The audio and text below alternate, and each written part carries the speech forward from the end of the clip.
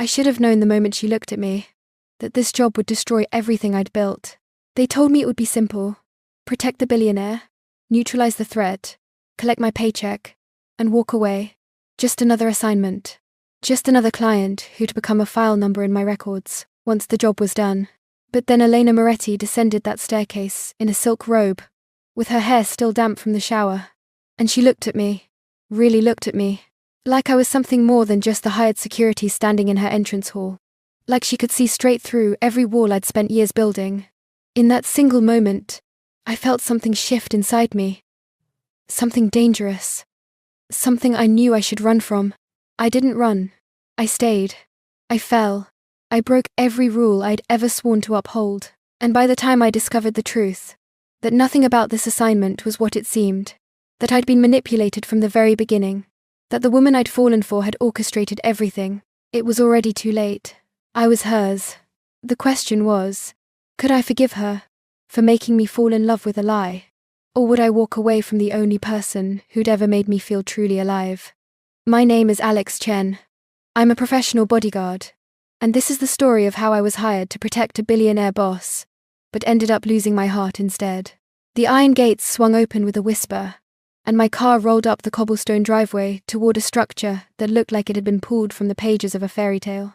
3 stories of pristine white stone rose against the night sky, illuminated by strategically placed lights that made the entire building glow like something sacred. Tall windows reflected the moon, and I could see the warm amber light spilling from inside, promising luxury I'd only ever protected, never experienced. I killed the engine and sat for a moment, letting the silence settle around me. This was it, my first solo assignment with Sentinel Security, one of the most elite protection agencies in the world. 5 years of training, countless hours at the firing range, advanced tactical courses, hand-to-hand combat certifications, all of it had led to this moment.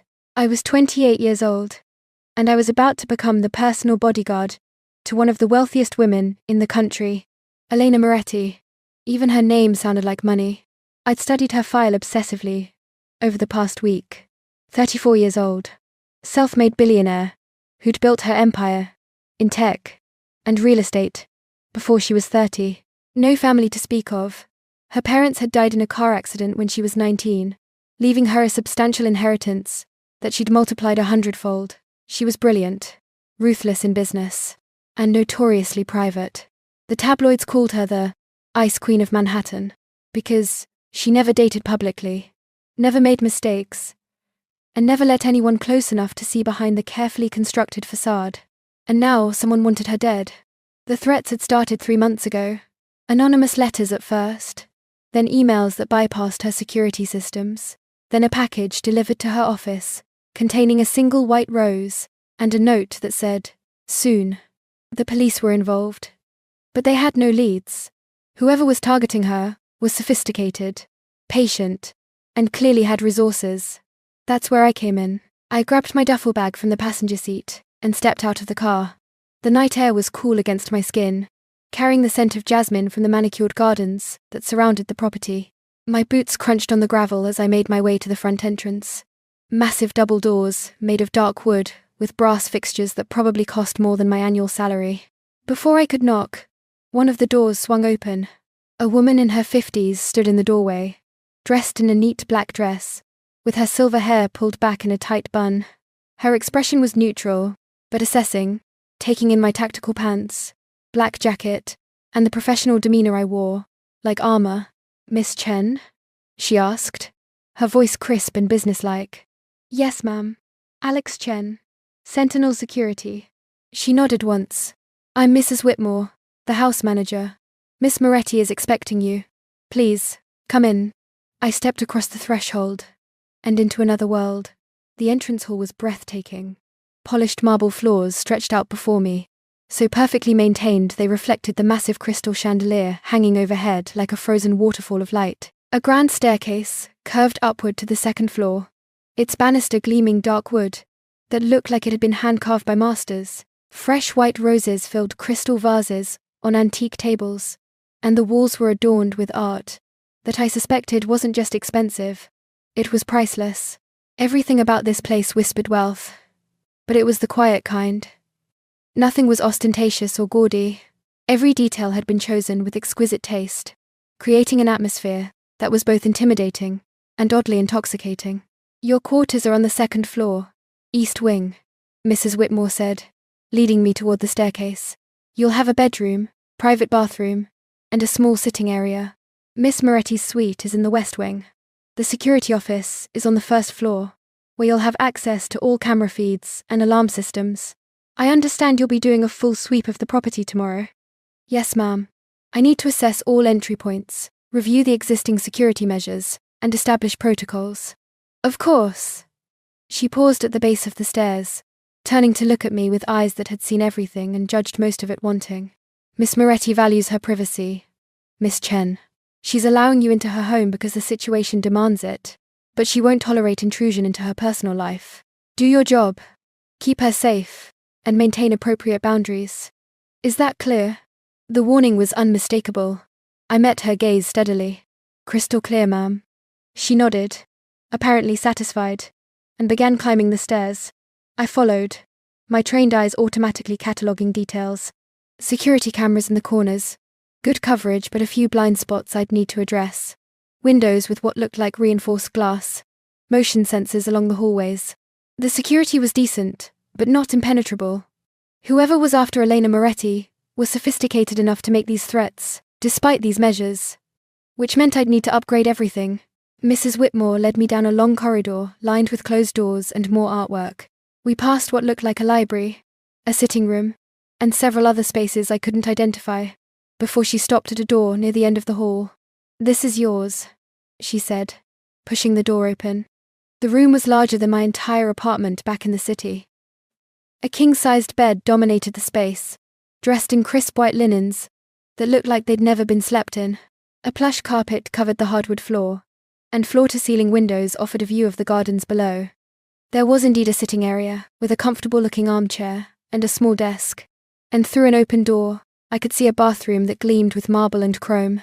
It's very nice. Thank you. Dinner is at 8, Mrs. Whitmore said. Miss Moretti requests that you join her. She wants to discuss the security arrangements. I checked my watch. 7:30. Just enough time to unpack and make myself presentable. I'll be ready. Mrs. Whitmore left without another word, closing the door behind her with a soft click. I stood in the center of the room for a moment, feeling oddly out of place despite my years of training. I'd protected diplomats, corporate executives, and even a movie star once. But something about this assignment felt different. The house, the atmosphere, the way Mrs. Whitmore had warned me about boundaries. It all created an undercurrent of tension I couldn't quite name. I shook off the feeling and got to work. Unpacking took less than 10 minutes. I travelled light and lived lighter. A few changes of clothes, my tactical gear, personal items, and my service weapon, which I secured in the room's safe. Then I moved to the window, studying the grounds below with a professional eye. The gardens were extensive, with winding paths that disappeared into shadowy groves of trees. Too many places for someone to hide. The perimeter wall was high, but not insurmountable. I could see security lights, but they were spaced too far apart. Tomorrow I'd walk every inch of this property and make a list of vulnerabilities. At 7:55, I made my way back downstairs. Mrs. Whitmore was waiting in the entrance hall, and she led me through a series of corridors to a dining room that took my breath away. The table could have seated 20 people easily, but only 2 places had been set, one at the head of the table and one to its right. The room was lit by candles and a smaller chandelier, creating an intimate atmosphere despite the space's size. Miss Moretti will join you shortly, Mrs. Whitmore said, and then she was gone, leaving me standing awkwardly beside the table. I didn't sit. Years of training had taught me to stay alert, stay standing, stay ready. I was here to work, not to be a dinner guest. But as the minutes ticked by, I found myself growing increasingly aware of my surroundings. The scent of white roses was stronger here, mingling with something else. Expensive perfume, maybe, or just the smell of wealth itself. Soft music played from speakers I couldn't see, something classical and haunting. Then I heard footsteps. They were soft, measured, the sound of bare feet on marble. I turned toward the doorway, my body automatically straightening, my face arranging itself into professional neutrality. And then she appeared. Elena Moretti descended the 3 steps into the dining room, and the entire world seemed to slow down. She was fresh from a shower, her dark hair still damp and falling in soft waves past her shoulders. She wore a silk robe in deep emerald green that clung to her figure and ended mid-thigh, revealing long, elegant legs. No makeup, no jewelry, nothing but natural beauty that hit me like a physical force. But it was her eyes that destroyed me. They were the color of dark honey, warm and intelligent, and utterly focused on me. She didn't look at me the way people usually looked at their security, with that dismissive glance that said I was furniture, part of the background. She looked at me like she was really seeing me, studying me, learning me, and something in those eyes made my breath catch in my throat. "Miss Chen," she said, and her voice was like honey too, smooth, rich, with a warmth that seemed at odds with her Ice Queen reputation. "Thank you for joining me." I had to clear my throat before I could speak. "Miss Moretti, thank you for having me." She smiled, just a small curve of her lips, but it transformed her face completely. "Please sit. And it's Elena. I think we'll be spending enough time together that formality seems unnecessary." Every instinct I had screamed at me to maintain professional distance, to keep the barriers up, to remember why I was here. But I found myself sitting, found myself returning that smile, just slightly. "Then call me Alex." She took her seat at the head of the table, and I was suddenly very aware of how close we were. Close enough that I could smell her shampoo, something floral and expensive. Close enough to see the water droplets still clinging to her collarbone. I forced myself to look away, to focus on the plate in front of me. Mrs. Whitmore appeared with dinner, some kind of perfectly prepared fish with roasted vegetables that looked like it belonged in a 5-star restaurant. She poured wine for Elena and water for me without being asked, then disappeared again like a ghost. "You don't drink on duty," Elena observed, her eyes on me over the rim of her wineglass. "No, ma'am. Never. Even when the duty is just sitting through dinner with your paranoid employer." There was humor in her voice, but also something else. A test, maybe. I met her gaze directly, especially then. "You're not paranoid, Elena. Someone is threatening you. That makes this very real. And I need to be sharp, every second I'm here." She studied me for a long moment, and I had the unsettling sensation of being X-rayed, of having every layer peeled back, until she could see straight through to my bones. "You're young for this kind of assignment," she said finally. "The agency told me you're one of their best, but you can't be more than, what, 27? 28? 28. And age doesn't determine ability." "No," she agreed, taking a sip of her wine. "It doesn't. Tell me, Alex, why did you become a bodyguard?" The question caught me off guard. Clients never asked personal questions. They barely acknowledged my existence, beyond the service I provided. "I wanted to protect people," I said carefully. "My mother was a police officer. She taught me that some people dedicate their lives to standing between the innocent and those who want to hurt them. I wanted to be that person." Wanted, past tense. I paused, my fork halfway to my mouth. "I am that person. But nothing. That's who I am." She tilted her head slightly, and a strand of damp hair fell across her face. I watched, mesmerized, as she tucked it behind her ear, with long, elegant fingers. "You're lying," she said softly. "Not about being a protector, that's clearly true. But there's something else, something you're not saying." I set down my fork. "With all due respect, my personal motivations aren't relevant to keeping you safe." "No," she agreed. "But I find I'm curious anyway." The air between us seemed to thicken. I should have shut down the conversation, redirected to the security protocols we needed to discuss. Instead, I found myself answering honestly. "My mother died protecting someone. A domestic violence call that went wrong. She stood between a woman and her abusive husband, and he shot her. She was 41 years old. Elena's expression softened, real sympathy flickering in those honey-colored eyes. "I'm sorry. It was a long time ago. 10 years. That doesn't make it hurt less." "No, it didn't." I picked up my fork again, needing something to do with my hands. "Can we discuss the security arrangements?" "Of course." She leaned back in her chair, the silk of her robe shifting in ways that I absolutely should not have been noticing. What do you need from me? I pulled my mind back to professional matters, with effort. First, I need to understand your daily routine. When you leave the house, where you go, who you meet with. Second, I need to know about anyone who might want to hurt you. Business rivals, former employees, anyone with a grudge. Third, I need complete access to all security systems, and the authority to make changes as I see fit. Done, and done, she said immediately. I'll have my assistant send you my schedule. As for enemies, she paused, swirling the wine in her glass. I've made a lot of them over the years. Building an empire means stepping on toes, crushing competition, making hard decisions that leave casualties in their wake. I can give you a list, but it'll be long. That's fine. I'll investigate everyone. Even me? The question hung in the air between us. I looked up sharply, and found her watching me with an expression I couldn't read. Should I asked carefully. She smiled, but it didn't reach her eyes this time. Probably. I'm not as innocent as I might appear, Alex. I've done things I'm not proud of, made choices that haunt me. If you're going to protect me effectively, you should know exactly who you're protecting. I've read your file. I know your history. You know the public version, the sanitized story that my PR team crafted so carefully. She leaned forward, and suddenly, the space between us felt charged with electricity. You don't know the real me at all. My heart was beating too fast. This was dangerous territory, crossing lines that should never be crossed. But I couldn't seem to look away from her eyes.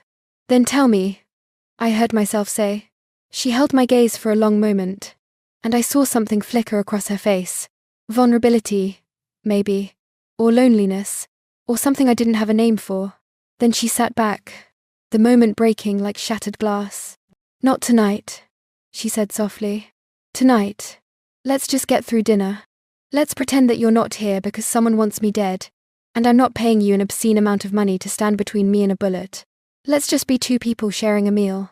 Every professional instinct I had told me to object, to maintain the boundaries, to remember my place.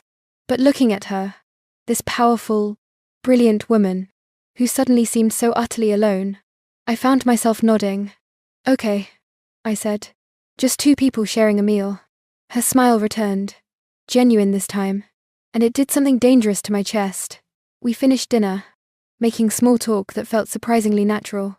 She asked about my training, and I told her stories about the obstacle courses that had nearly broken me, the instructors who'd pushed me past every limit I thought I had. She told me about growing up in boarding schools across Europe, about building her first company in a cramped apartment with nothing but a laptop and determination. The conversation flowed easily, punctuated by her laughter, a sound that was warmer and more genuine than I'd expected. She was funny, quick-witted, with a dry sense of humor that caught me off guard. And despite everything, despite the situation and the professional boundaries I was supposed to maintain, I found myself relaxing. When Mrs. Whitmore came to clear the plates, Elena stood. Walk with me? She asked. I'd like to show you the grounds, before it gets too late. I should have said no. Should have insisted on doing my own security sweep alone, on maintaining professional distance. But I found myself standing, found myself following her, out of the dining room, and through a set of French doors that led to a terrace. The night had turned cooler, and I watched as Elena wrapped her arms around herself, the silk robe providing little protection against the breeze. Without thinking, I shrugged out of my jacket and held it out to her. She looked at it, then at me, surprise flickering across her face. You'll be cold, she said. I'm fine. Take it. She hesitated for another moment, then reached out and took the jacket. Our fingers brushed as she did, and I felt a jolt of electricity run up my arm. From the way her eyes widened slightly, I knew she felt it too. She slipped the jacket on. It was too big for her, swallowing her frame, but somehow, she made it look elegant. Like everything else she touched, she transformed it into something beautiful. Thank you, she said softly. We walked down stone steps into the gardens, following a path lit by subtle ground lighting. The scent of jasmine was stronger here, mixing with roses and something else I couldn't identify. The grounds were even more extensive than I'd realized, with manicured lawns giving way to wilder sections, where trees created pockets of shadow. I used to walk here every night, Elena said, her voice quiet in the darkness, before the threat started. Now I barely come outside. I feel like a prisoner in my own home. That must be difficult. It's suffocating. She stopped walking and turned to face me, and in the moonlight, her face looked ethereal, like something from a dream. Do you know what it's like to be constantly watched? To never have a moment of privacy, of freedom? Even before you arrived, there were security cameras, motion sensors, guards patrolling the perimeter. And now you have me. I finished. Now I have you, she agreed. Another set of eyes watching my every move. The pain in her voice was real, and it struck something deep in my chest. I took a step closer, without thinking about it. I'm not here to imprison you, Elena. I'm here to keep you safe, so that eventually you can walk in your gardens again, without fear. So you can live your life, instead of just surviving it. No. She looked up at me. She was shorter than I'd realized, the top of her head just level with my chin. And in her eyes I saw something that made my breath catch. And if I don't want to wait for eventually, she whispered. What if I want to feel alive right now? The air between us was electric, charged with something dangerous and undeniable. I was acutely aware of how close we were standing, of the way the moonlight played across her face, of the fact that we were completely alone in the darkness. This was the moment where I should step back, re-establish boundaries, and remind both of us why I was here. Every rule I'd been taught, every line I'd sworn never to cross, demanded that I move away. But I couldn't. Elena, I said, and her name felt like a prayer on my lips. She reached up slowly, giving me every opportunity to pull away, and placed her palm flat against my chest. I knew she could feel my heart hammering against her hand. I felt it the moment I saw you, she whispered. In the dining room. The way you looked at me. Tell me I'm not imagining it. I should have lied. Should have denied everything. But looking into her eyes, feeling the warmth of her hand through my shirt, I found I couldn't. You're not imagining it. Her breath hitched, and she moved closer. Close enough that I could feel the heat radiating from her body. This is dangerous, I said, even as my hand came up to cup her cheek. Her skin was impossibly soft beneath my palm. I know. I could lose my job. My career. Everything I've worked for. I know. We shouldn't. I know, she said again, and then she rose up on her toes and pressed her lips to mine. The world exploded. Her lips were soft, warm, tasting of wine, and something sweeter. The kiss was gentle at first, questioning, giving me one last chance to pull away, but I was drowning in her, lost in the sensation of her mouth against mine, her body pressed close, her hands sliding up my chest to curl around the back of my neck. I deepened the kiss, all my careful control shattering like glass, my arms wrapped around her waist, pulling her closer, needing to feel every inch of her against me. She made a small sound in the back of her throat that sent fire racing through my veins. We kissed like we were starving for each other, like we'd been waiting our entire lives for this moment. Her fingers tangled in my hair, and I could feel her trembling. Or maybe I was the one trembling. It was impossible to tell where she ended and I began. When we finally broke apart, both breathing hard, she rested her forehead against mine. Alex, she whispered, and my name had never sounded like that before. Like something precious, something sacred. This is insane, I said. But I didn't let her go. Couldn't let her go. I know. She pulled back just enough to look at me, her eyes searching mine. Tell me to stop. Tell me this is a mistake, and we should forget it ever happened. I should have. God, I should have. But, looking at her, this brilliant, beautiful, lonely woman, who'd somehow seen through all my armor, to the person underneath, I couldn't do it. I can't, I admitted. I don't want to. Relief flooded her face, followed by something hotter, more intense. She kissed me again, harder this time, more demanding. I met her passion with my own, my hands sliding down to her waist, feeling the silk of the robe beneath my fingers. A sound broke through the haze of desire, a car alarm in the distance, probably from the street beyond the estate walls. But it was enough to bring reality crashing back. I pulled away, stepping back and putting space between us, even though every cell in my body screamed in protest. "We can't do this," I said, and the words felt like they were being torn from my chest. "Not now. Not when you're in danger, and I'm supposed to be protecting you. I can't be compromised. I can't let anything distract me from keeping you safe." Pain flashed across her face, but she nodded slowly. "You're right. Of course you're right, Elena." "No, I understand." She wrapped her arms around herself, suddenly looking small and vulnerable in my oversized jacket. "This was inappropriate.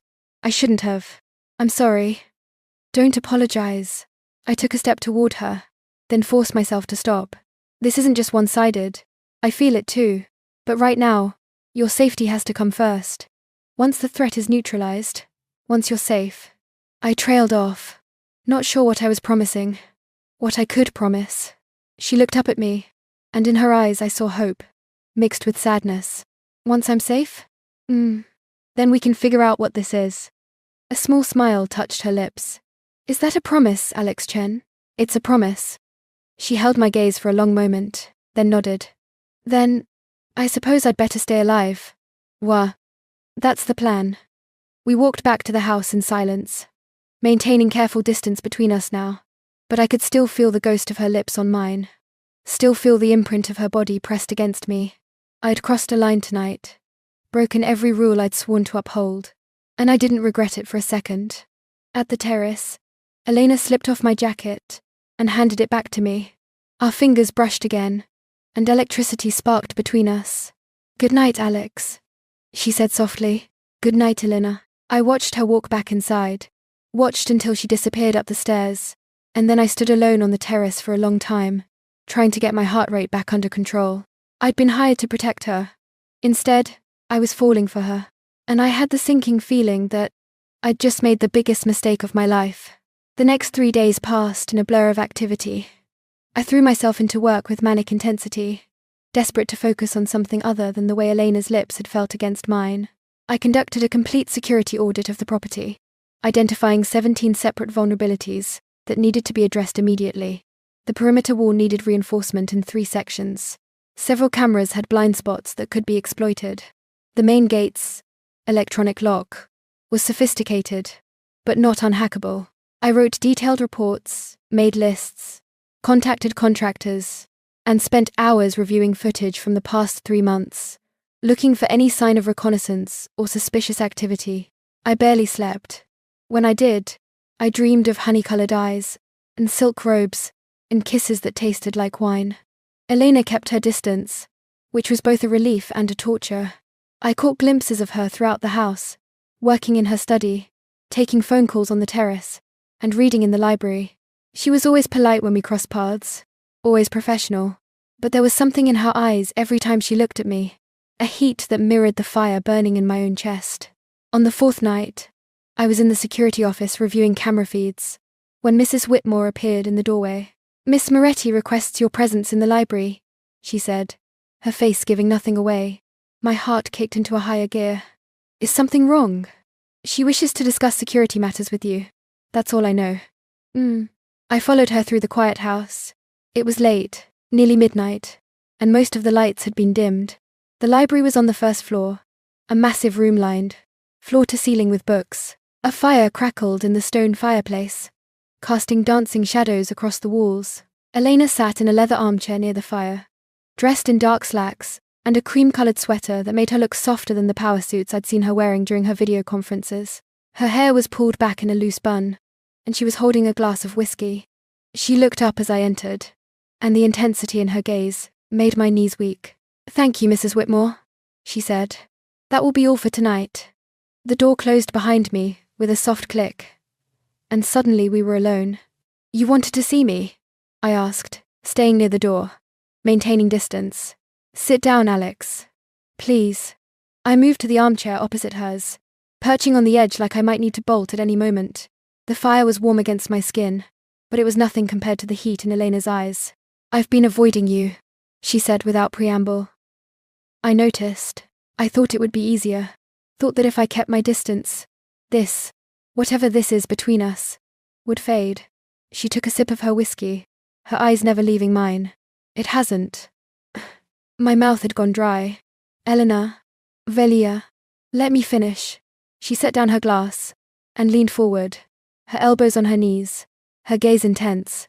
I've spent my entire life being careful, calculating every move, weighing every risk, never acting on impulse. It's how I built my empire. It's how I survived. That's smart.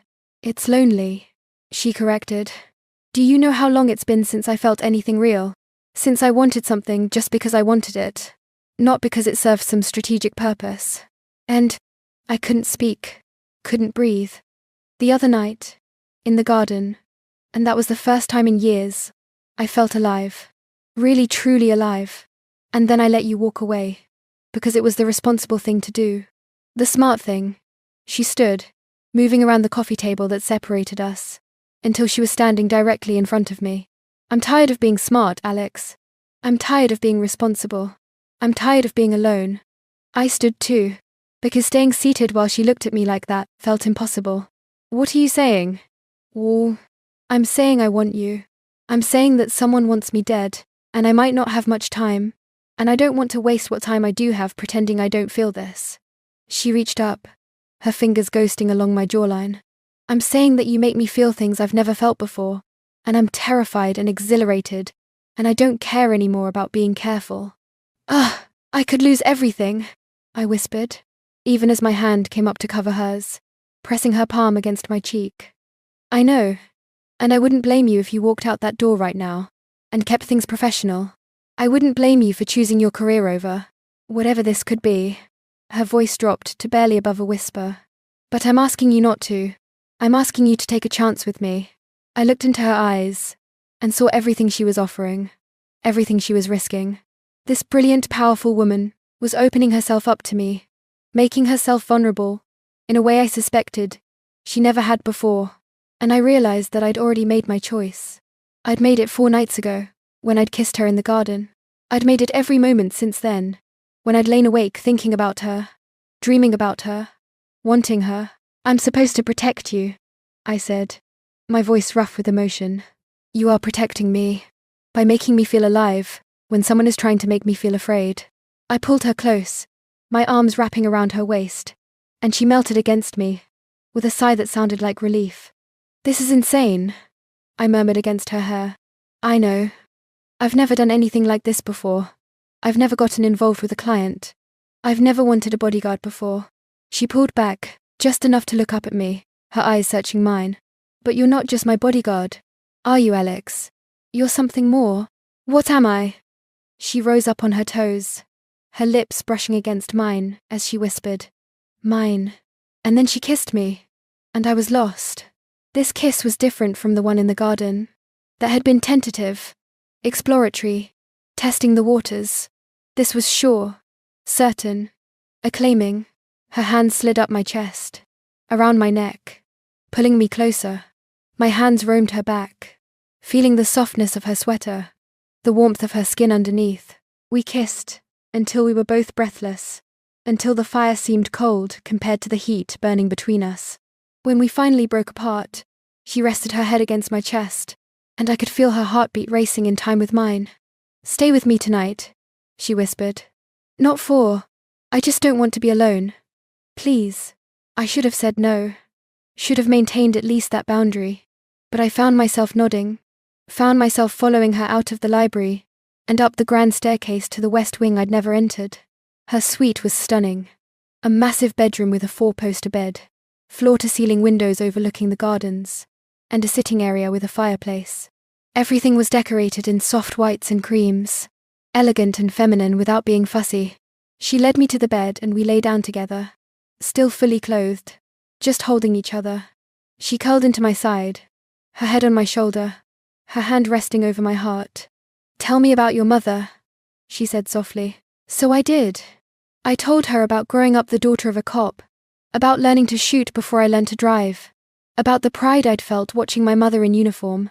I told her about the night I got the call, about standing at the funeral, in a fog of disbelief and rage, about the way losing her had carved a hole in my chest that never quite healed. She sounds incredible, Elena said, when I finished. She was. She'd be proud of you, of the person you've become. The words hit me harder than I expected, and I had to blink back sudden tears. Thank you. Tell me something else. Something nobody knows. I was quiet for a moment, searching for the right words. I'm terrified all the time, I admitted. Every assignment.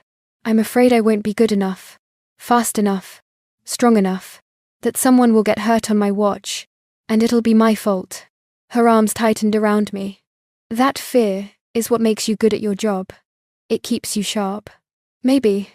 Or maybe it'll get someone killed someday.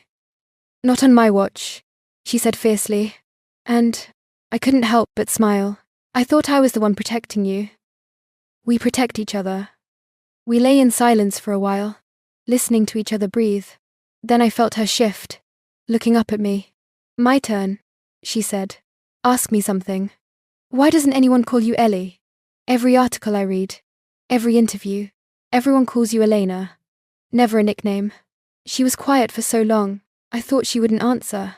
Then, my father only called me Elena. Never anything softer, never anything that implied affection.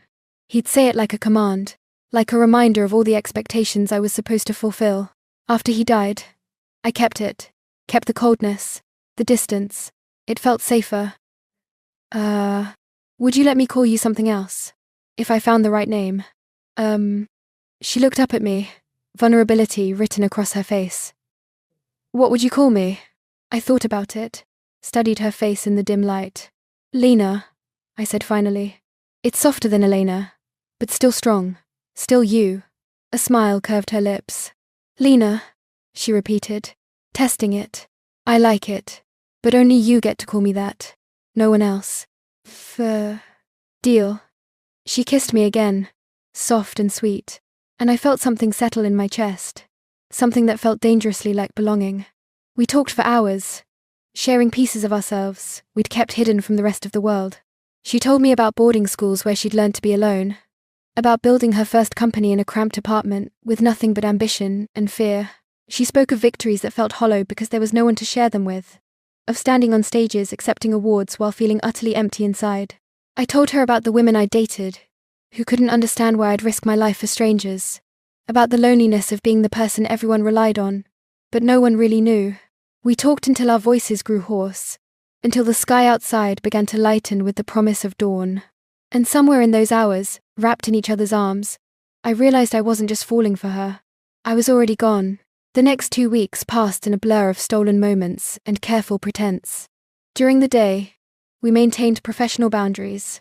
I did my job, reviewing security footage, coordinating with the patrol guards, investigating the list of potential enemies she'd given me. The list was extensive.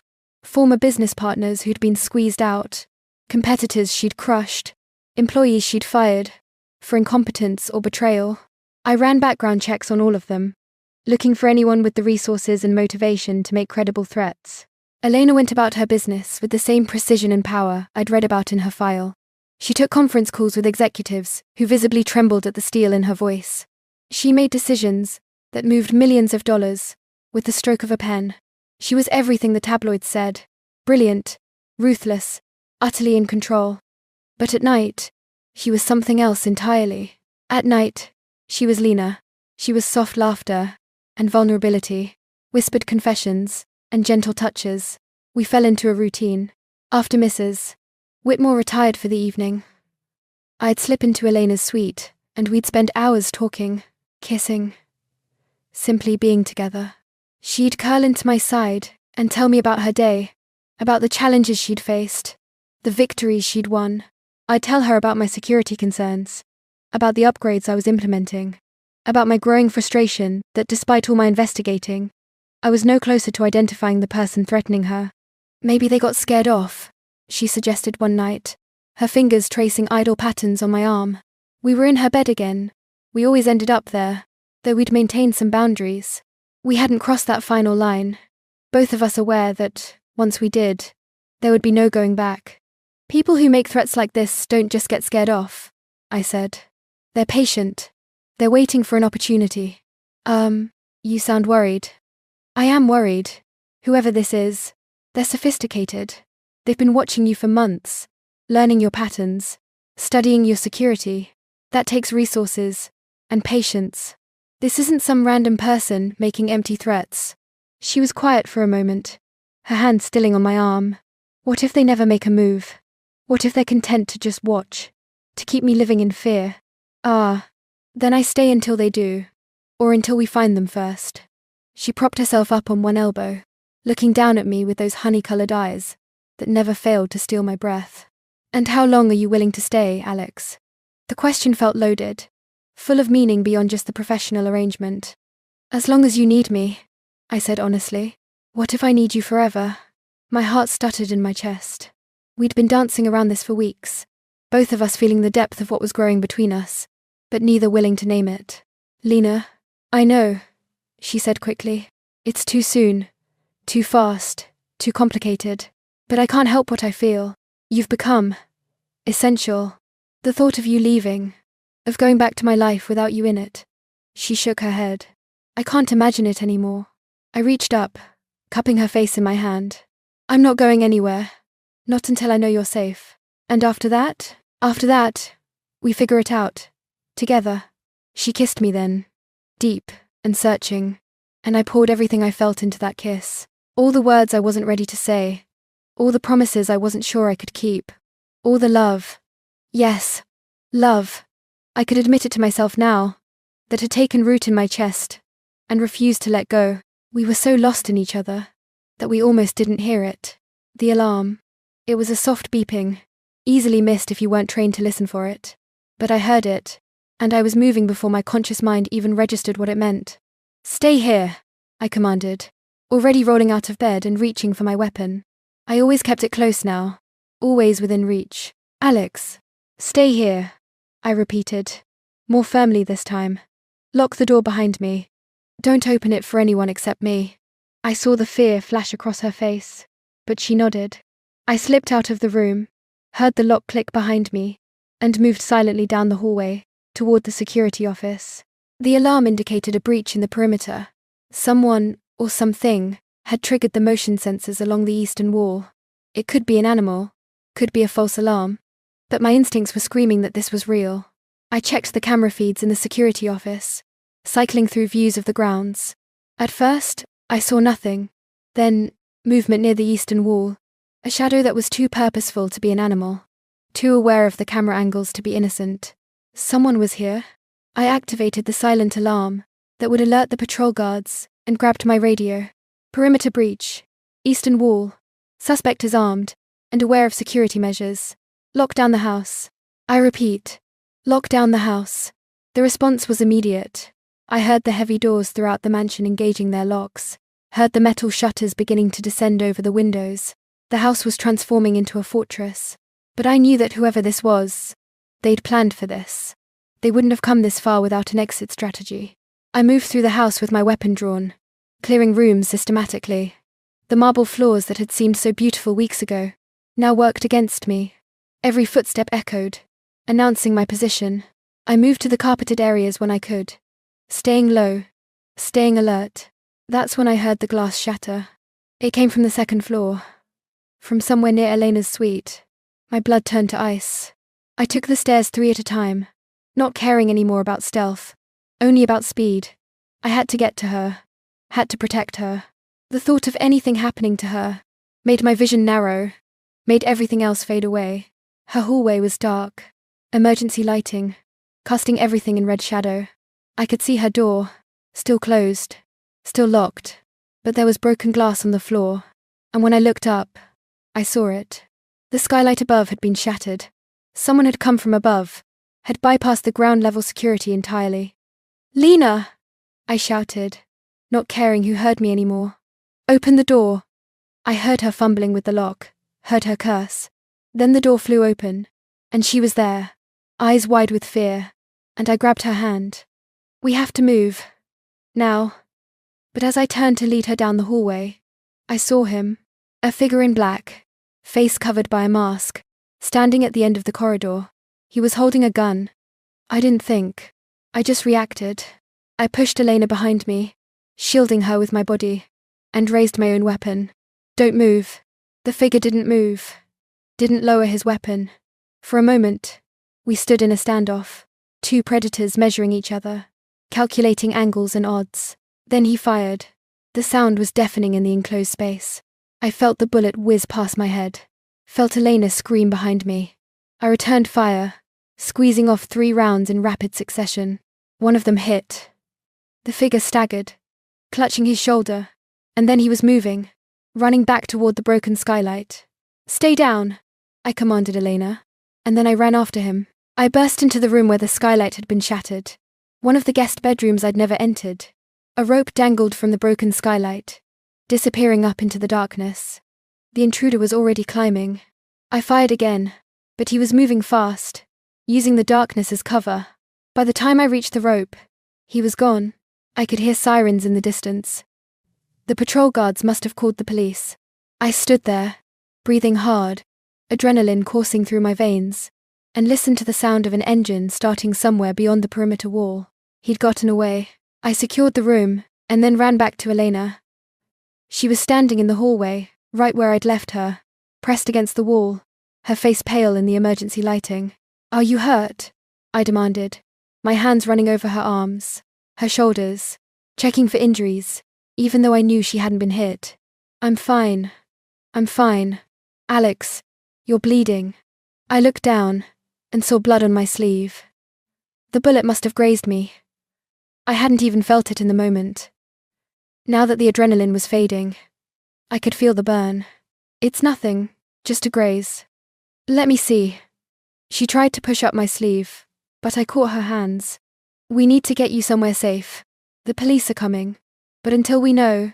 "Alex." She said my name firmly, and I stopped. She looked up at me, and despite everything that had just happened, despite the fear I could still see in her eyes, her voice was steady. "Breathe. I'm safe. You kept me safe." I realized I was shaking. The reality of what had almost happened was crashing over me.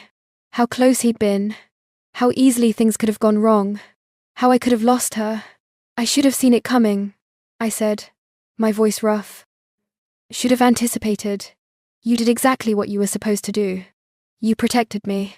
The police arrived minutes later, flooding the house with officers and forensic teams. I gave my statement 3 times, walking them through everything I'd seen.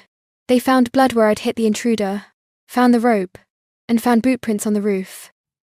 But there was no sign of who he was, or where he'd gone.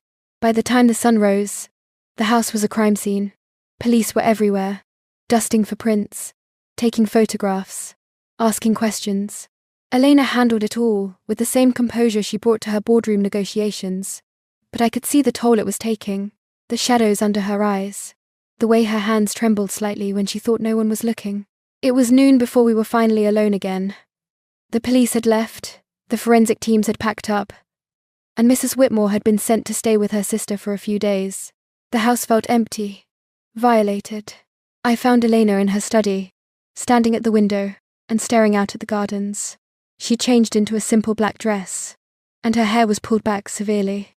She looked like the ice queen the tabloids wrote about, all traces of Lena hidden behind armor. "We should talk," I said from the doorway. She didn't turn around. "About what?" "About the fact that someone just tried to kill you. About the fact that this is escalating. I know.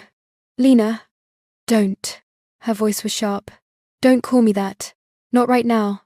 The rejection stung, but I understood it. She was protecting herself, the only way she knew how, by rebuilding her walls, by becoming untouchable again. "Elena," I corrected, "we need to make some decisions. The police want you to consider a safe house, somewhere off the grid, until they can identify the threat." "I'm not running."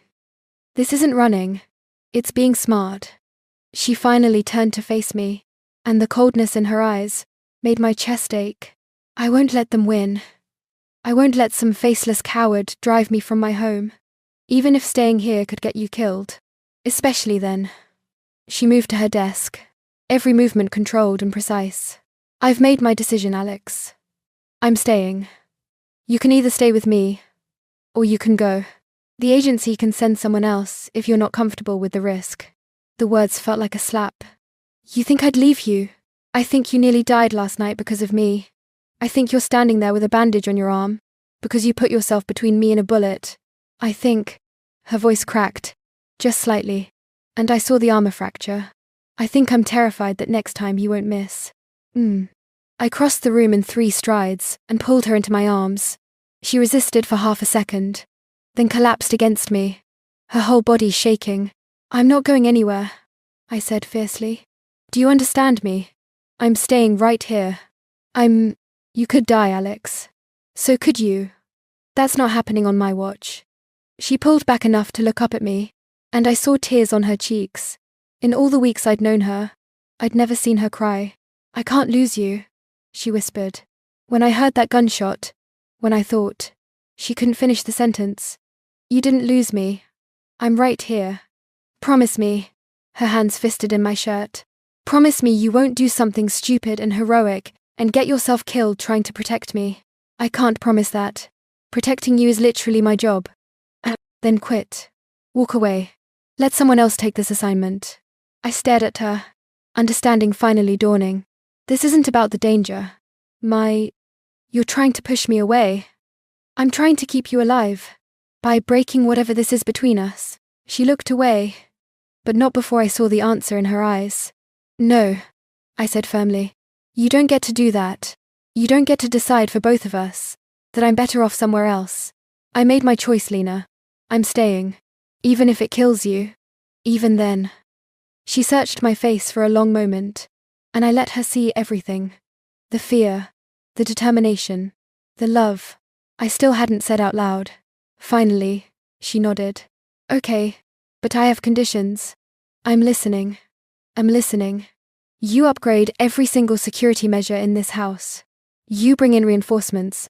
I don't care what it costs. You don't take unnecessary risks. And... She hesitated, then continued. And we stop pretending this is just professional. I want you to move into my suite. I want you close enough that I know you're safe. My eyebrows rose. That's a significant change from maintaining boundaries. Last night changed everything. I'm done pretending I don't need you. Done pretending this is just about protection. She cupped my face in her hands. I love you, Alex.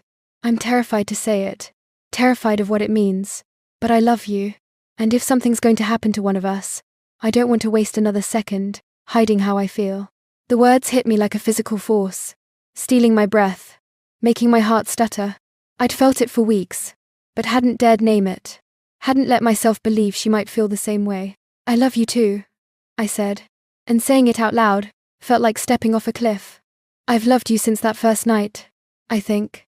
Since you came down those stairs and looked at me like I was something more than just hired security.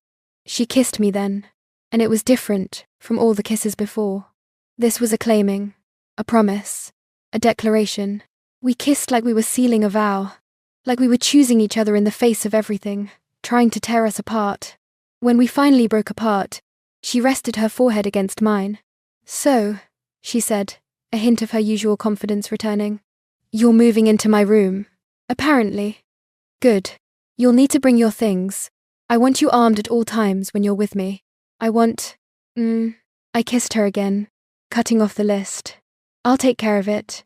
I'll take care of everything. Promise? I promise. The next week was a flurry of activity. I contacted Sentinel Security and requested backup. They sent 2 additional agents. Marcus, a former military operator with muscles that barely fit through doorways, and Sophia, a surveillance expert who could hack any system ever created. Together, we transformed Elena's mansion into an actual fortress.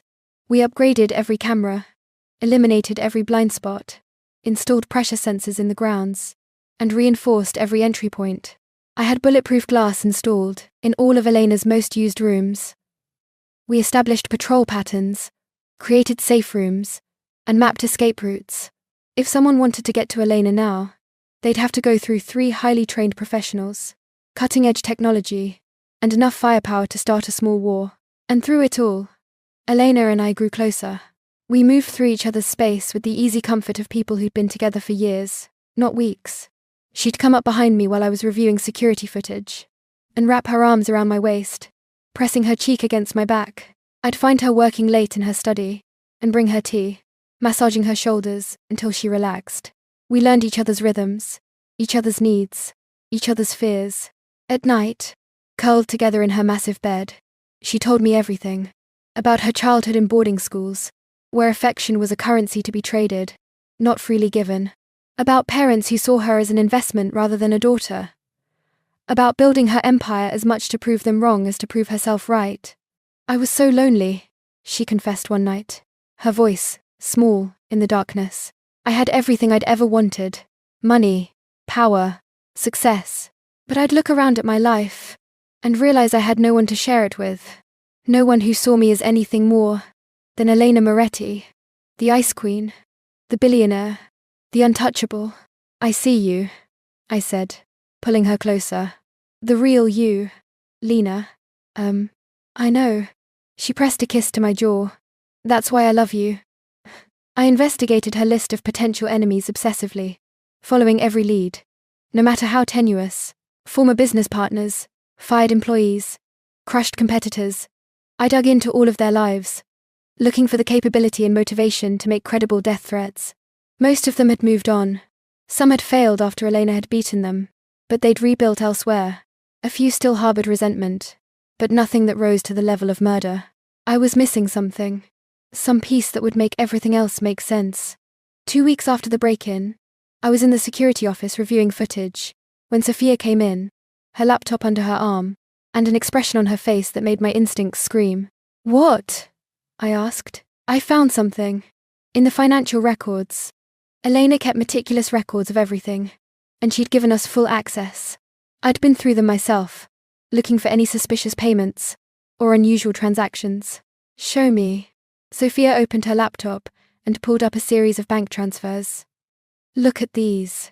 They're payments from Elena's personal account to an LLC registered in Delaware. The LLC is just a shell. Untraceable ownership. How much? $2 million over the past 6 months. Payments made monthly. Like clockwork. My stomach dropped.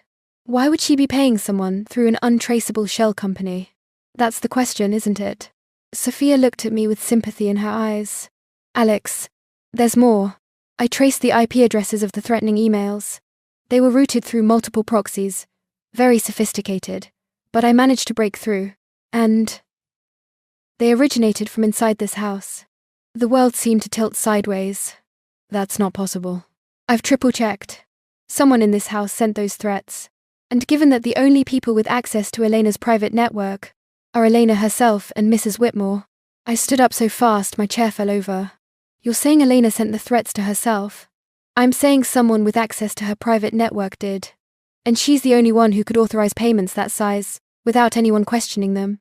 My mind was racing, trying to find another explanation. Any other explanation. Mrs. Whitmore doesn't have access to Elena's personal finances. Only Elena does. I felt like I was going to be sick. Why would she do that? Why would she fake threats against herself? Sophia closed her laptop. I don't know. But I think you need to ask her. I found Elena in the library, exactly where I'd known she'd be. It was late afternoon, and the golden light streaming through the windows made her look ethereal, untouchable. She was reading, curled up in the leather chair by the fire, looking peaceful and content. Looking like Lena, not the Ice Queen. She looked up as I entered and smiled. That genuine smile she only gave me, the one that usually made my heart soar. Today, it made my chest ache. Hey, she said. I thought you were doing perimeter checks. We need to talk. Something in my voice made her smile fade. She set down her book carefully. What's wrong? I pulled out my phone and showed her the screenshots Sophia had sent me. The bank transfers, the IP trace. The evidence painted a picture I didn't want to believe. Explain this to me, I said, and my voice sounded hollow, even to my own ears. She looked at the screen, and I watched her face carefully.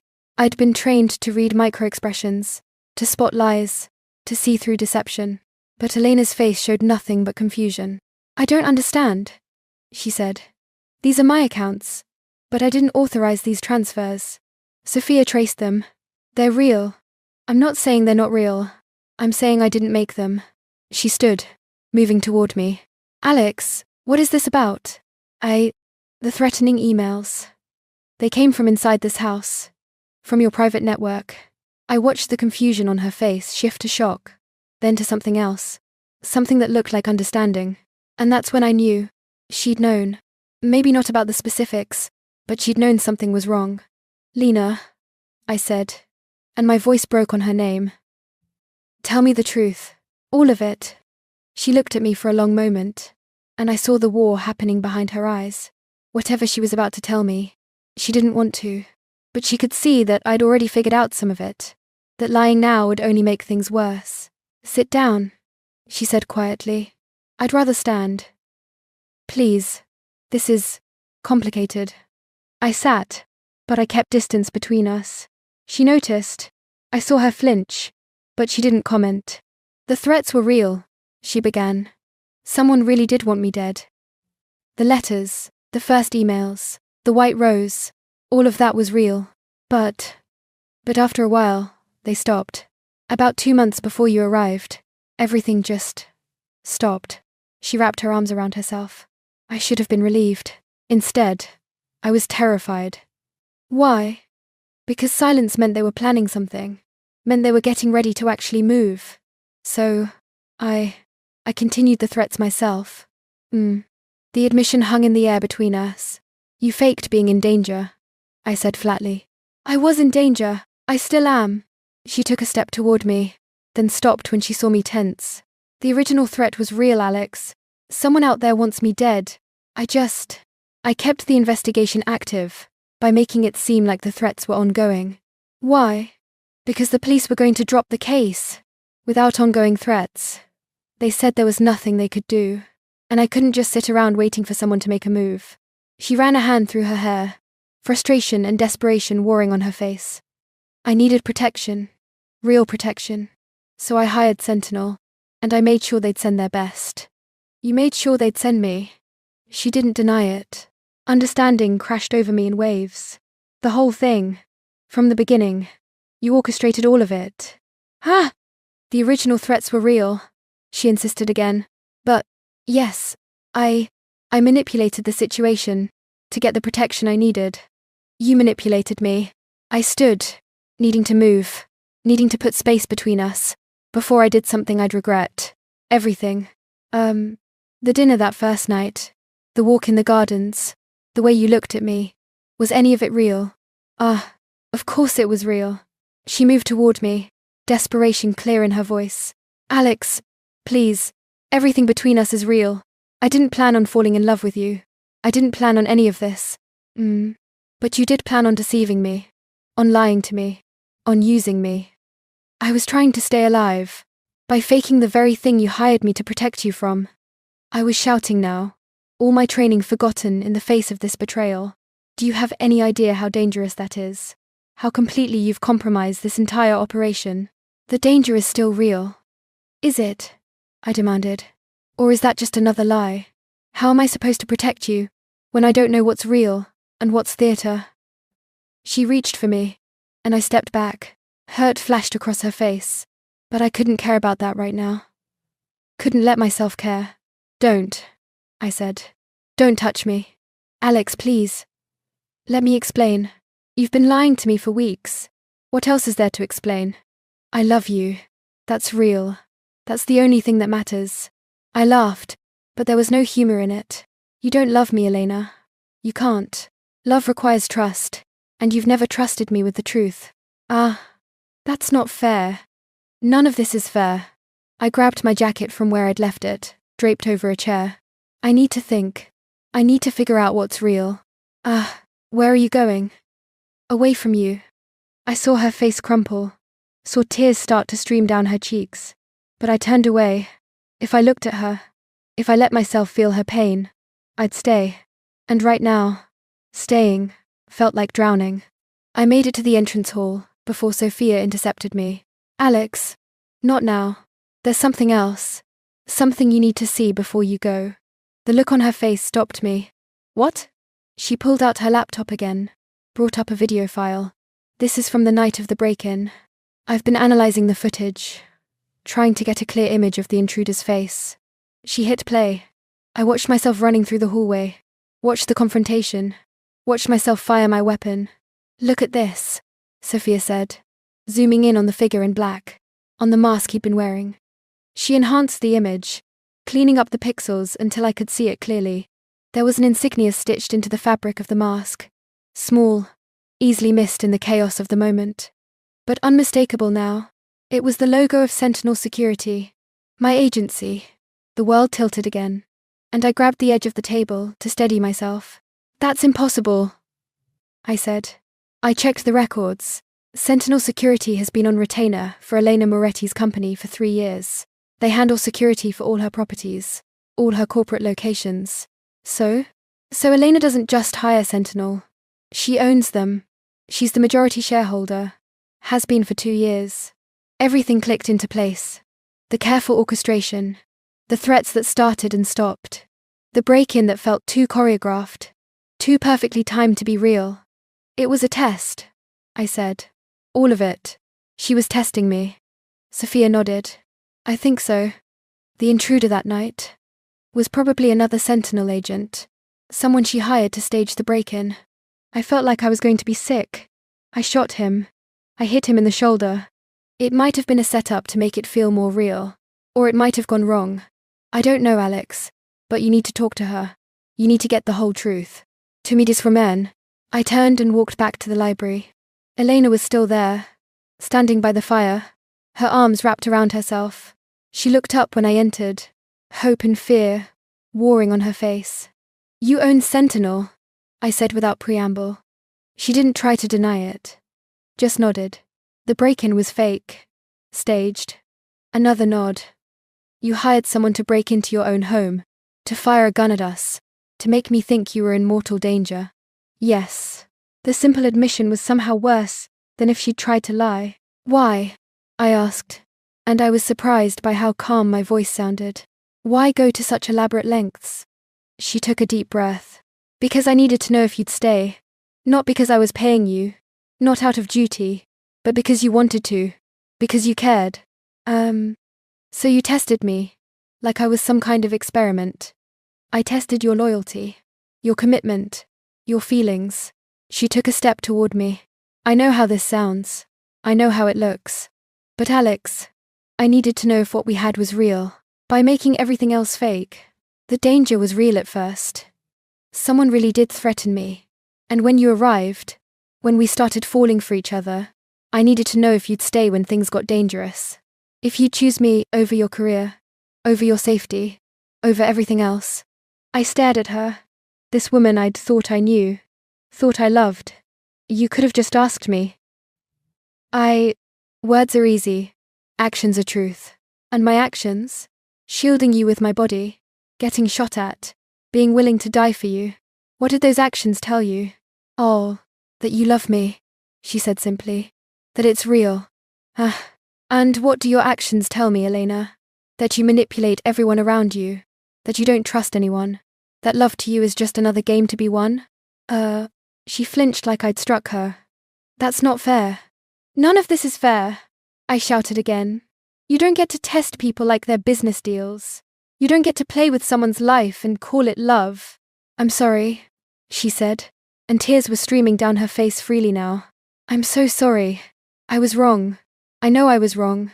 But please, Alex, please don't leave. We can fix this." "And how?" I demanded. "How do we fix the fact that our entire relationship is built on lies? Not lies. Strategy. Misdirection. But not lies." She moved closer, and this time I didn't step back. "My feelings for you are real. The person I am when I'm with you, that's real. Lena is real. She only exists because of you." I don't even know what's real anymore." She reached up and placed her hand over my heart, like she had that first night in the garden, a lifetime ago. "This is real," she said fiercely. "The way your heart races when I touch you. The way you look at me like I'm the only person in the world. The way you hold me at night like you're afraid I'll disappear. That's all real, Alex. The most real thing in my entire life." I wanted to believe her. God, I wanted to. But trust, once broken, isn't easily repaired. "I need time," I said. "I need to think." "How much time?" "I don't know." "Are you leaving?" I looked at her. Really looked at her. Saw the vulnerability, the fear, The desperate hope. Saw the woman I'd fallen in love with, beneath the manipulative billionaire, who'd orchestrated everything. I don't know, I said honestly. I need to figure out if I can forgive this, if I can trust you again. And if you can't, then I walk away, and you find someone else to protect you. I don't want someone else, she whispered. I want you. Then you should have trusted me with the truth from the beginning. I turned and walked out before she could respond, before I could let her tears change my mind. In the hallway, Marcus was waiting. He must have heard everything through the security feed. What do you need? He asked. I need you to watch her tonight. I'm taking the night off. He nodded, professional as always, not judging. Where will you be? Somewhere I can think. I drove into the city, checked into an anonymous hotel, and spent the night staring at the ceiling. My mind kept replaying everything, every moment, every touch, every word, trying to separate what was real from what was orchestrated, trying to understand how I'd fallen so completely for someone who'd been playing me from the start. But had she been playing me? Or had she been just as surprised by her feelings as I was by mine? By morning, I still didn't have answers, but I knew one thing. I couldn't leave her. Not yet. Not when there might still be a real threat out there. And not when I loved her, despite everything. I drove back to the mansion as the sun was rising. The gates opened automatically. They recognized my car, and I pulled up to the front entrance. Elena was sitting on the steps, still wearing the same clothes from yesterday.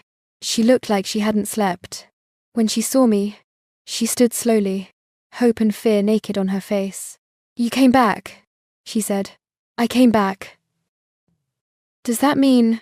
It means I'm staying until we figure this out. It means I'm not giving up on you. On us. Even though you gave me every reason to. I climbed the steps until I was standing directly in front of her. But it also means things change. No more lies. No more tests. No more manipulation. If we're going to do this, we do it honestly. Completely honestly. No more lies. No more lies. I can do that. I can do that. Can you? I challenged. Can you really let someone in? Can you really trust me enough to be vulnerable, without testing whether I'll stay? She was quiet for a long moment, searching my face. Then she nodded. I can try. For you, I can try. That's all I'm asking. I pulled her into my arms, and she collapsed against me, her whole body shaking with sobs she'd been holding back all night. I held her while she cried, while she apologized over and over, while she promised to be better, to be honest, to trust me. And I believed her. Maybe I was a fool, maybe I was making the biggest mistake of my life, but I believed her. When she finally pulled back, her face was blotchy and tear-stained, and she'd never looked more beautiful to me. Come inside, she said, taking my hand. Please, I want to tell you everything. The whole truth this time. We went to her study, and she closed the door behind us. Then she sat me down and told me everything. The original threats had come from a former business partner, a man named Chen, who'd felt cheated out of a deal years ago. He'd sent the letters, the emails, the white rose. The police had investigated, but couldn't prove anything concrete. Then, suddenly, the threats stopped. I hired a private investigator, Elena said. He found evidence that David had left the country, moved to Singapore. The trail went cold. But I was terrified that he was just regrouping, planning something bigger. So you continued the threats yourself? Yes. I used a VPN, routed everything through proxies, made it look like they were coming from outside. I wanted to keep the investigation active, wanted to justify hiring professional protection. She looked down at her hands. And, yes, I specifically requested you. I'd heard about you through industry connections. Young, brilliant, unattached. I thought. You thought what? I thought if I was going to have someone living in my house, watching my every move, I wanted it to be someone I might actually connect with. Someone who might understand loneliness. You researched me. Extensively. I know about your mother, about your career, about the women you've dated. I know you're ambitious, but caring, driven, but compassionate. I know you take your coffee black, and you run 5 miles every morning, and you have nightmares about failing to protect someone. She met my eyes. I know everything about you, Alex. And yes, I chose you deliberately. It should have felt creepy, invasive. Instead, I understood. She'd been looking for a connection the only way she knew how, through careful research, strategic planning, and controlled circumstances. And the break-in? That was Marcus. I hired him months ago, told him I needed to stage a realistic threat to test my security.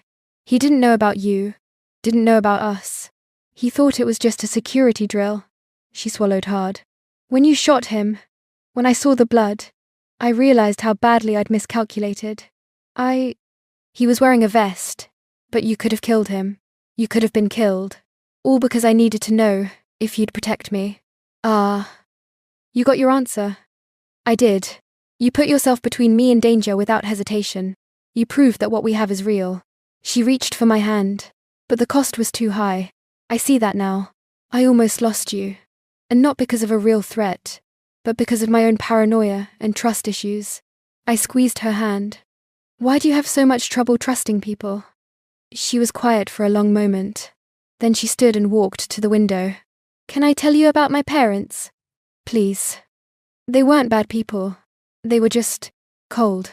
My father was old money, generations of wealth that came with expectations and obligations. My mother married him for the lifestyle. Neither of them particularly wanted children, but it was expected, so they had me. She traced a pattern on the window glass. I was raised by nannies and sent to boarding schools. When I was home, which was rare, my father would test me. He'd set up elaborate scenarios to see if I was smart enough, cunning enough, ruthless enough to carry on the family legacy. He tested you, constantly. Nothing was ever given freely. Every act of affection, every word of praise, had to be earned through some trial. I learned early that trust was a weakness, that people always wanted something, that love was just another transaction. My heart ached for the child she'd been, growing up in a world where nothing was genuine, where even parental love came with conditions. I'm not your father, I said quietly. I'm not testing you. I'm not trying to manipulate you. I just want to love you. I said. She turned from the window, tears streaming down her face again. I don't know how to be loved without conditions. I don't know how to trust that you won't leave the moment I stop being perfect, or useful, or whatever it is you need me to be. I stood and went to her, pulling her into my arms. Then we'll learn together. You'll learn to trust, and I'll learn to be patient while you do. But Lena, I pulled back so I could look into her eyes.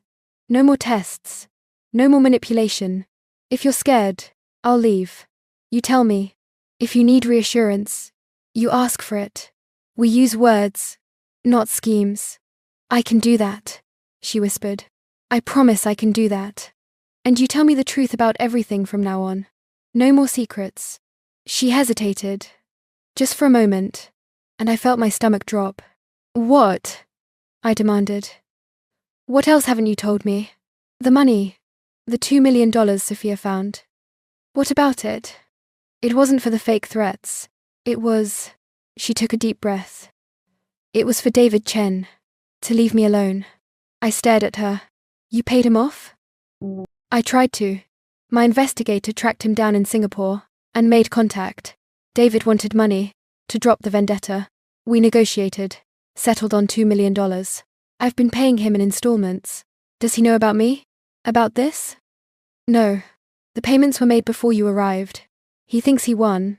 Thinks he scared me into paying him. As far as I know, he stayed away. As far as you know, my investigator checks in monthly. David is living in Singapore, starting a new business with my money. He has no reason to come back. I processed this, trying to fit it into everything else I knew. So the original threat is resolved. You're not actually in danger anymore. I don't know if I believe that, she admitted. David was unbalanced, obsessive. What if the money isn't enough? What if he decides he wants revenge anyway? What if there's someone else I don't know about? I understood then. The fake threats, the staged break-in, the elaborate security measures. It wasn't about catching a specific enemy. It was about controlling an environment that had always felt dangerously out of control. You're not protecting yourself from David, I said slowly. You're protecting yourself from uncertainty. She looked at me with such naked vulnerability that it took my breath away. I can't stand not knowing, not being in control. Ever since my parents died, the car accident was so sudden, so random. I've been terrified of things I can't predict or prevent. So I try to control everything. Everyone. Including me. Including me. Especially you, she admitted. Because you became the most important variable. The one thing I couldn't afford to lose. I cupped her face in my hands, forcing her to look at me. You can't control love, Lena. You can't test it, or manage it, or manipulate it into being exactly what you want. Love is messy and uncertain, and sometimes it hurts like hell, but it's also the most real thing in the world. I'm scared, she whispered. I know. So am I. What do? We choose to trust each other anyway. Every day, we make that choice. Some days will be easier than others. Some days you'll want to fall back on your old patterns. And some days I'll want to walk away, because it's too hard. But we stay. We fight for this. Can you really forgive me? After everything I've done? I thought about it honestly. Could I forgive the manipulation? The lies? The tests? Could I trust her again? Looking into her eyes, seeing the genuine remorse, and fear, and love there, I realized I already had. Yes, I said. I forgive you. Not because what you did was okay. It wasn't. But because I understand why you did it. And because I love you enough to believe you'll do better. She kissed me then. Desperate and grateful. And full of promises. I kissed her back. Tasting salt from her tears. Feeling her heart racing against mine. I love you, she said against my lips. I love you so much it terrifies me. Good. Being terrified means it matters. We stood there holding each other as the sun rose higher, painting the room in shades of gold. Outside, I could hear birds singing, could see the gardens coming to life. The world was moving forward, and we were moving with it. So what happens now? She asked eventually. Now we figure out if David Chen is really gone, or if he's still a threat. We maintain security protocols until we're certain, and we work on us, on building something real that isn't based on fear or control. That sounds hard. It will be, but worth it. She pulled back to look at me, a small smile playing at her lips. You know, for someone who nearly walked away last night, you're being remarkably understanding. That's because I had 8 hours to think about it. 8 hours to imagine my life without you in it. I brushed a strand of hair from her face. It was the worst 8 hours of my life, Lena. That's how I knew I couldn't leave. Not really. Not ever. Even though I'm a manipulative control freak with trust issues. Even though. Besides, I'm a workaholic, with a savior complex and intimacy issues. We're perfect for each other. She laughed, the sound bright and genuine, and I realized it was the first time I'd heard her really laugh since the truth came out. We're a mess, she said. The best kind of mess. She kissed me again, softer this time, sweeter. Stay with me today? No security work, no investigations, no responsibilities, just us. What about Marcus and Sophia? They can handle things for one day. I need you. Not my bodyguard. You. Alex. I should have said no. Should have maintained some semblance of professionalism. But I was tired of fighting what I felt.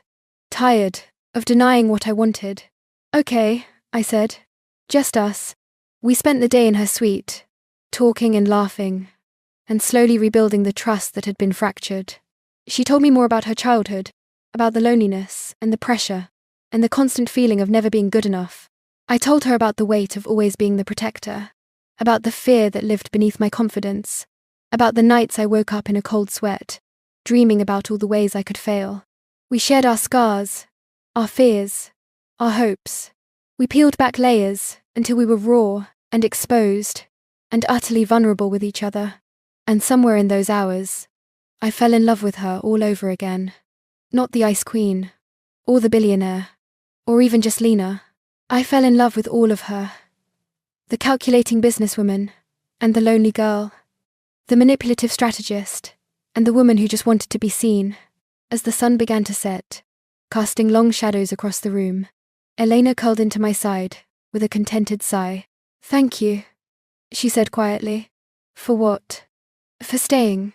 For giving me another chance. For seeing past all my defenses. to the person underneath. Always. I promised. Even when you frustrate me. Even when you scare me. Even when you make me want to walk away. I'll always see you, Lena. All of you. She was quiet for a moment. Then, I want to take down all the extra security measures. Go back to basic protection protocols. I pulled back to look at her in surprise. Why? Because you were right. I was trying to control uncertainty, instead of addressing the actual threat. And the truth is, if David wanted to hurt me, he'd have done it by now. He took the money and left. It's time I accepted that, and stopped living in fear. Are you sure? No, she admitted. I'm terrified. But that's kind of the point, isn't it? Trust means letting go of control. So, I'm letting go. I kissed her forehead. We'll do it gradually. Scale back slowly. See how it feels. But Lena, I'm not going anywhere. Even with minimal security, I'm staying. As my bodyguard? As your partner. If you'll have me. She looked up at me, hope and joy and love shining in her eyes. Is that what we are now? Partners? I think we've been partners for a while. We just needed to be honest about it. I like the sound of that. Partners. She smiled. Though I should probably warn you, being my partner means attending incredibly boring business dinners, and charity galas and board meetings. And being your bodyguard means you have to tolerate my paranoia about checking exits and clearing rooms, and always sitting with my back to the wall.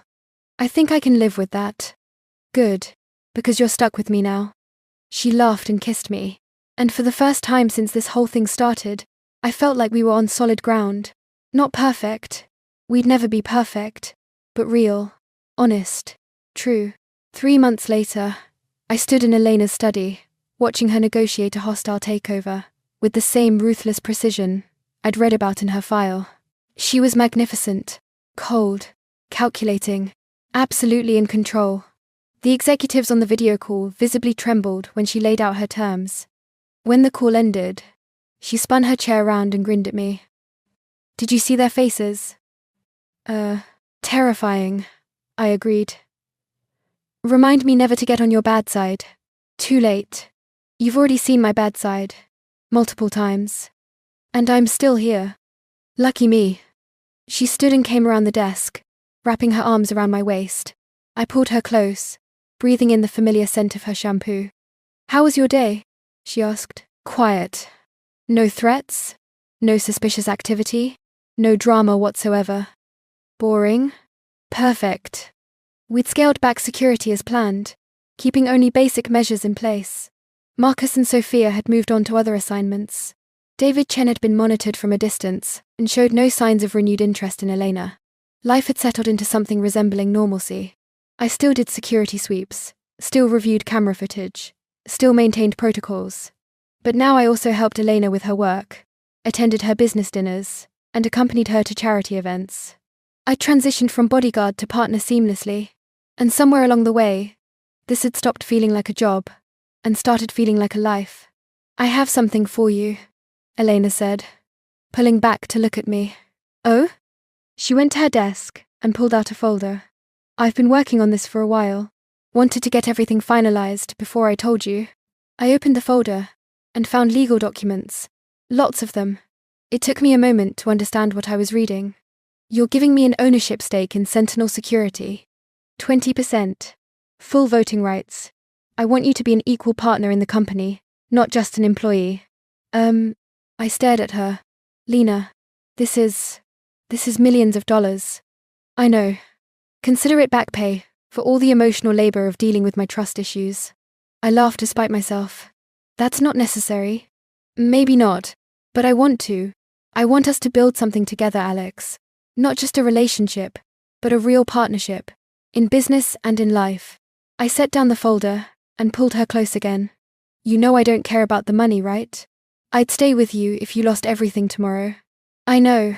That's why I want to give it to you. Because you don't want it, don't need it, don't expect it. You just want me. She cupped my face in her hands. Do you have any idea how rare that is? How precious?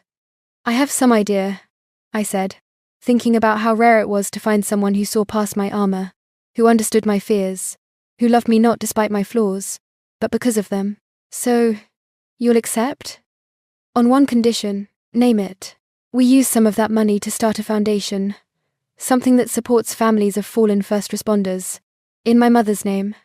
Elena's eyes went soft. I think that's perfect. Then yes, I accept.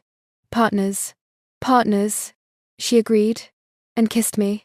Later that night, as we lay in bed together, Elena's head on my chest, and my fingers running through her hair, she said, "Can I ask you something?"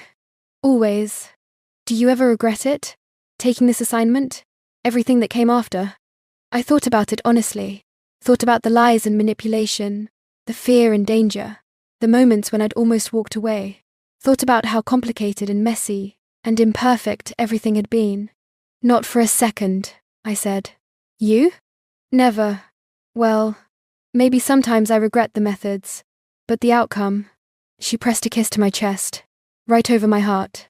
Best decision I ever made. Hiring me or falling for me? Both. Though falling for you definitely wasn't part of the plan. The best things never are. She was quiet for a moment. Then, I'm working on it, you know. The trust thing. The control thing. I haven't tested you, or manipulated you, or run a background check on anyone in your life in at least 2 months. That's very impressive restraint. I'm trying to be better. For you, for us. I tightened my arms around her. I know, and I see it, Lena. I see you trying. See you letting go. See you being vulnerable, even when it scares you. I'm proud of you. Even when I slip up? Especially then. Because you always catch yourself. Always apologize. Always try to do better the next time. She tilted her head up to look at me. I love you, Alex Chen. More than I thought I could ever love anyone. I love you too, Elena Moretti. More than I ever imagined possible. She kissed me, soft and sweet, and full of promise. Outside, the city lights twinkled in the darkness, and somewhere in the distance, I could hear the sound of traffic, of life moving forward. We'd come so far from that first night, when she'd descended the staircase and looked at me like I was something more than just hired security. We'd been through deception and danger, betrayal and forgiveness, fear and love. And we'd chosen each other. Again and again, we'd chosen each other. What are you thinking about? Elena asked, tracing patterns on my arm. How I was hired to protect you, but somehow you ended up protecting me too. From what? From a life where I never let anyone close, where I was always the protector, never the protected, where I was so busy keeping everyone else safe that I forgot to live. She smiled. Then I guess we saved each other. I guess we did. We lay there, in comfortable silence, two people who'd found something rare and precious in the most unexpected way. Our relationship hadn't started conventionally, hadn't followed any rules, and had broken every professional boundary imaginable. But it was ours. Messy and complicated, and absolutely perfect in its imperfection. And I wouldn't change a single thing. Alex? Elena said sleepily. Yeah? Stay with me. Always. I pressed a kiss to the top of her head. Always, Lena. I'm not going anywhere. Promise? I promise. And as she drifted off to sleep in my arms, I knew I'd keep that promise. Not because I was her bodyguard, not because of duty, or obligation, or professional responsibility, but because she was mine, and I was hers, and that was the only truth that mattered. I'd been hired to protect the billionaire boss.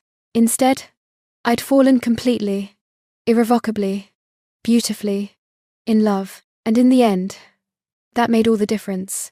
So here's the question that's probably on your mind right now. Did Alex make the right choice? Elena lied. She manipulated. She tested Alex's love instead of trusting it. But Alex forgave her and stayed. Was that beautiful? Or foolish? Drop your honest answer in the comments. Team forgiveness or team walk away? We want to hear your take on this complicated love story. And tell us, what kind of love story should we tell next? Enemies to lovers? Forbidden romance? Second chance at love? Your suggestion might become our next story. If this story made you feel something, anger, hope, frustration, or joy, hit that like button and subscribe to Love Beyond Rules for more emotional lesbian love stories that break all the rules. Share this with someone who believes in second chances, or someone who thinks Alex should have walked away. Let's start a conversation. Remember, real love doesn't follow the rules. And sometimes, that's what makes it worth fighting for. See you in the next story.